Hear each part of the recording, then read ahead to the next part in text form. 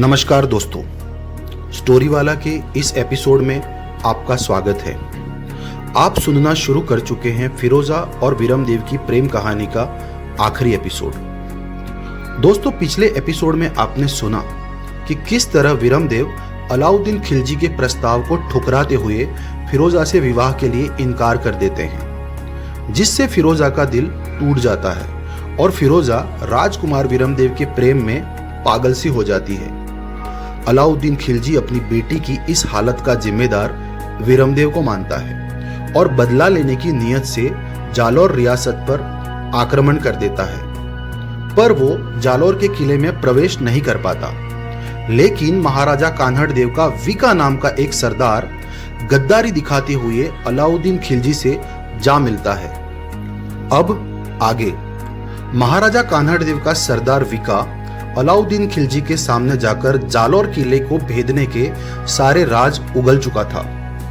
विका की इस घटिया हरकत के बारे में जब उसकी पत्नी को पता चला तो खुद विका की पत्नी ने ही उसे जहर देकर मार दिया।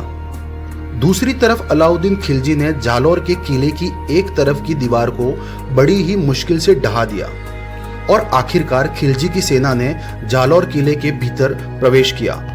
राजपूतों और खिलजियों के बीच भीषण युद्ध हुआ। दोनों तरफ से बराबरी का मुकाबला हो रहा था। बहादुर राजपूतों ने खिलजी की लाख कोशिश के बावजूद उसे जालौर के किले के एक सीमित हिस्से से आगे नहीं बढ़ने दिया। दूसरी तरफ राज्य की सुरक्षा को ध्यान में रखते हुए महाराजा कान्हड़ देव ने खुद युद्ध की बागडोर अपने हाथ में लेने का फैसला किया और राजकुमार वीरमदेव को राजगद्दी पर बैठाकर महाराजा कान्हड़ देव खिलजी को रौंदने के लिए निकल पड़े। महाराजा कान्हड़ देव का खुद युद्ध में जाना इस बात का भी संकेत था कि इस युद्ध का परिणाम कुछ भी हो सकता था। सन 1368 में अपने अंतिम श्वास तक बहादुरी से लड़ते हुए महाराजा कान्हड़ देव आखिरकार वीर गति को प्राप्त हुए। दोस्तों, इतिहासकारों ने लिखा है कि महाराजा कान्हड़ देव की वीर गति के बाद जालौर के किले पर अलाउद्दीन खिलजी की सेना का प्रभाव बढ़ता देख राजपूत महिलाओं और वीर पुरुषों ने अपने कुल की परंपरा को निभाते हुए शाका करने का निर्णय लिया। दोस्तों, शाका नाम की राजपूती परंपरा उन दिनों रजवाड़ों का एक अहम हिस्सा हुआ करती थी, जिसका अर्थ ये है कि जब भी कोई शत्रु सेना किले को घेर ले और पराजय प्रतीत होने लगे, तब राजपूत महिलाएं अपने शील और गौरव को बचाने की खातिर अग्नि स्नान यानी जौहर कर लेती थी, जबकि राजपूत योद्धा केसरिया वस्त्र धारण करते और अपने रक्त की अंतिम बूंद तक लड़ते थे, जिसे केसरिया करना कहा जाता था। जब जौहर और केसरिया की परंपरा एक साथ निभाई जाती थी, उसे शाका के नाम से जाना जाता था। इतिहासकारों के अनुसार जालौर रियासत में 1500 से भी ज्यादा जौहर की चिताओं को प्रज्वलित कर सैकड़ों राजपूत वीरांगनाएं अग्नि में समा गई और इतिहास के एक बड़े जौहर के बाद वीरमदेव ने बहादुरी दिखाते हुए खिलजी के खिलाफ अंतिम युद्ध करने का निर्णय लिया।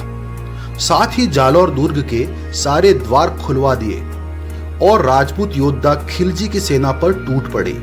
इस भीषण युद्ध में आखिरकार राजकुमार वीरमदेव वीर गति को प्राप्त हुए। वीरमदेव ने बहादुरी से लड़ते हुए अपने प्राण की आहुति दी, लेकिन अलाउद्दीन खिलजी का क्रोध अब तक शांत नहीं हुआ था।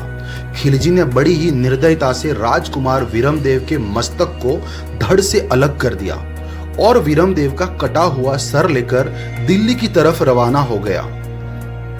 दिल्ली पहुंचने के बाद अलाउद्दीन खिलजी ने वीरमदेव के सर को सोने जवाहरात से सजे एक थाल में रखवाया और वीरमदेव के सर को अपनी बेटी फिरोजा के सामने पेश करने के लिए पहुंचा।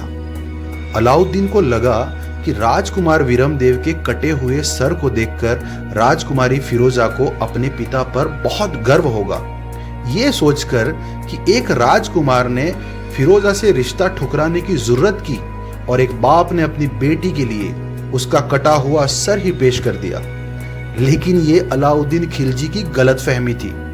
जैसे ही सोने की तश्तरी में सजा हुआ राजकुमार वीरमदेव का सर राजकुमारी फिरोजा के सामने पेश किया गया, देखते ही फिरोजा बेहोश होकर गिर पड़ी उसने सपने में भी नहीं सोचा था कि उसका बाप इतना निर्दयी भी हो सकता है।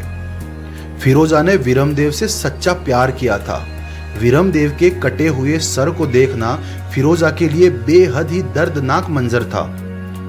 होश में आने के बाद फिरोजा फूट फूट कर रोने लगी।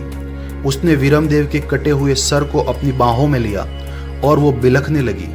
फिरोजा की आंखों से बेतहाशा आंसू बह रहे थे। उन आंसुओं से विरमदेव का निर्जीव मस्तक भीग सा गया। आखिरकार फिरोजा ने खुद को संभाला और विरमदेव के निर्जीव सर को लिए फिरोजा यमुना नदी के तट पर बने अपने महल में पहुंची और अलाउद्दीन खिलजी की इच्छा के विरुद्ध फिरोजा ने पूरे सम्मान और भारी मन से पूरे हिंदू रीति रिवाज के साथ राजकुमार विरमदेव के सर का अंतिम संस्कार किया।